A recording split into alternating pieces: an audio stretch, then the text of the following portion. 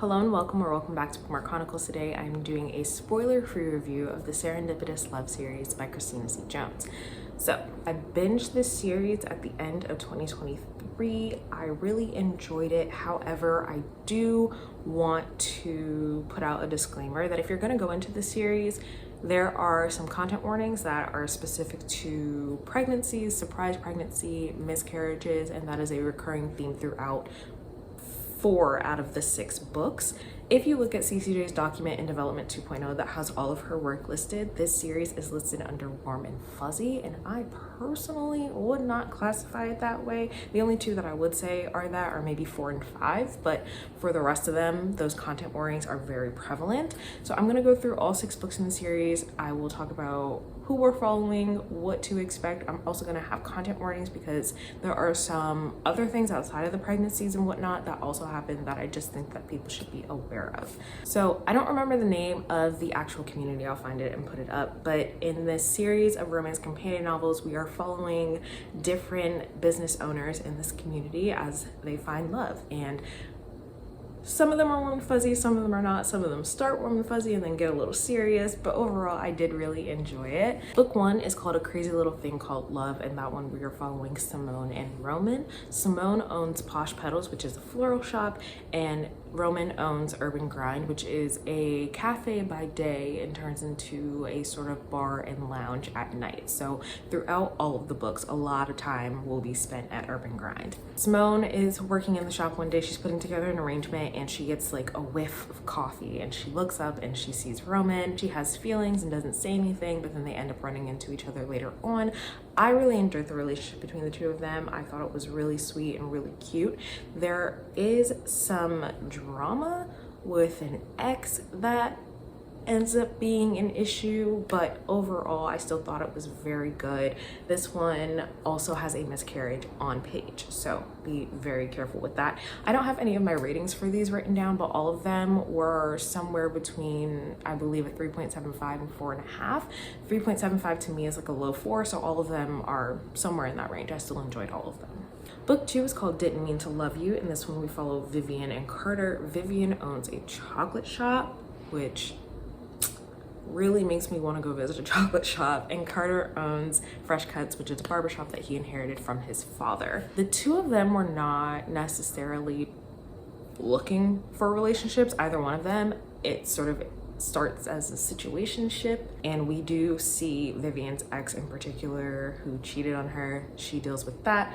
There's also mention of depression. There's family drama for both of them, and there was a severe lack of communication that really irked my soul, but overall I still ended up enjoying the story. Book 3 is Fall in Love Again. In this one, we are following Charlie and Nixon. They are co-owners of the restaurant Pot Liquor. This one is a second chance romance. So Charlie and Nixon, I believe, dated for like 6 years. They opened the restaurant together, and then things between the 2 of them sort of fell apart. Charlie moved, married someone else. That marriage didn't end up working out, and then she ends up coming back. And the first scene with Charlie and Nixon together, you can feel the tension between the 2 of them.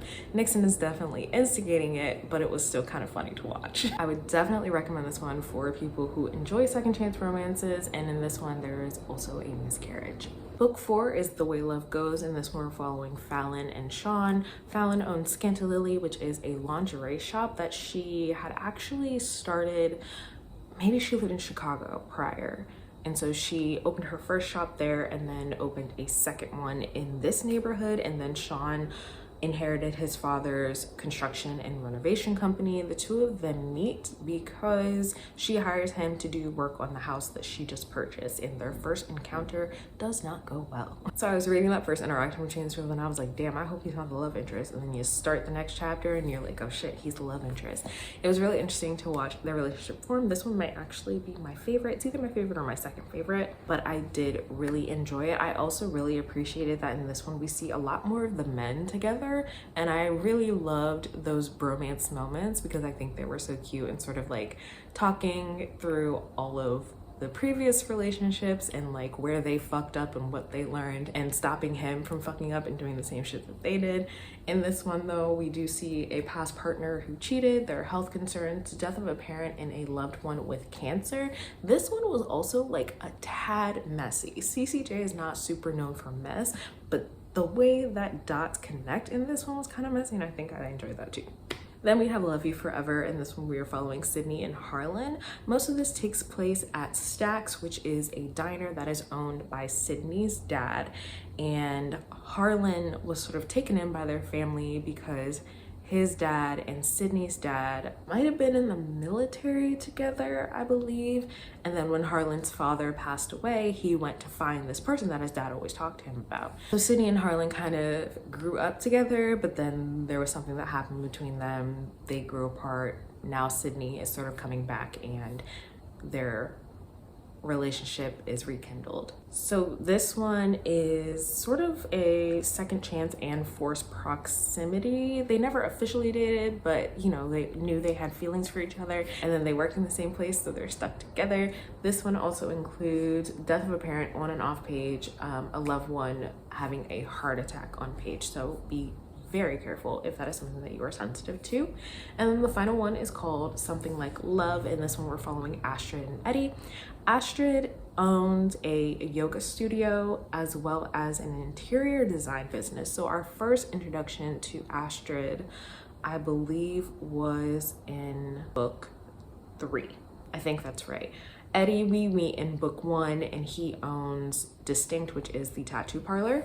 Both of these characters are bi, so we get that representation, but also along with that, we also have to deal with some biphobia, homophobia, as well as mention of assault, mention of a stillbirth for a family member. So kind of some heavy things thrown in, but overall still really good. This one, there is also a slight age gap. Eddie is older than Astrid by maybe like 8 to 10 years or something like that, and he kind of thinks it's a big deal, but she's an adult, so everybody else is like, yeah, no, it doesn't matter. Which I agree, it really doesn't matter. They're adults, it's fine. So those are all the books in the Serendipitous Love series. Again, I would recommend it, but also just be careful going in because of all of those content warnings. If you are looking for something a little lighter, I would say the Wright brothers or the Love sisters. And if you don't mind those sort of heavier topics and you end up enjoying this one, I also really like Sugar Valley, which has some health stuff in them, but overall we're still just really cute. I mean, it's CCJ, she honestly can do no wrong no matter what she does. So, but let me know if you've read any of these or if they are on your TBR. Otherwise, that's all I have for you today, and I'll see you in the next video.